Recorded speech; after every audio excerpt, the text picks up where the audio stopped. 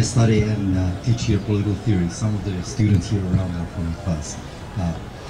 Like everyone coming from Europe, especially from former communist Europe, I was stunned with the gun culture in this country.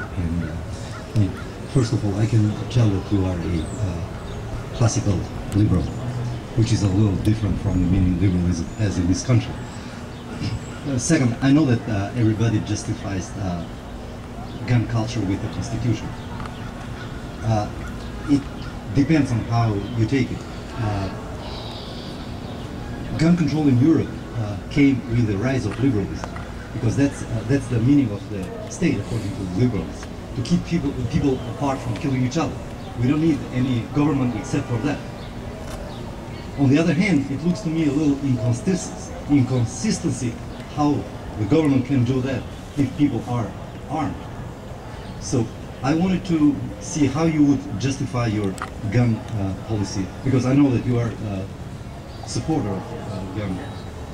Well, I think that the government is in place to keep peace, between individuals.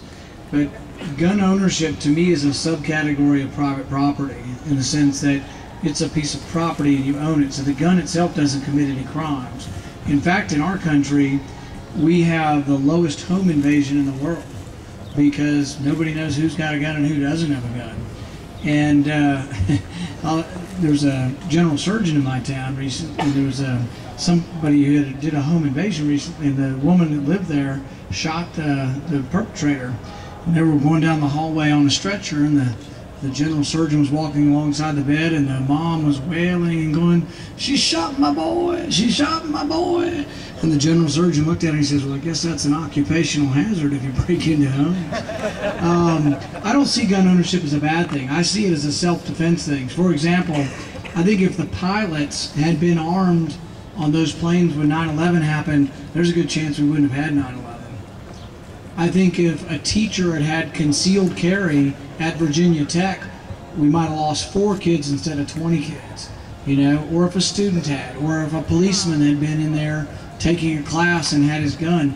Most of the universities really prevent any kind of guns on campus in place, and I'd feel safer having somebody who has a concealed carry permit sitting in there with a weapon, actually. I was at a rally in Frankfurt, and everybody was armed there, and I wasn't, and I said, you know what, I feel pretty safe. I feel like I've got my own personal security detail. So I think good people can disagree on some of these things, but I don't think the government's role is really in preventing gun ownership. Dr. Paul, could I follow up with that? Yes.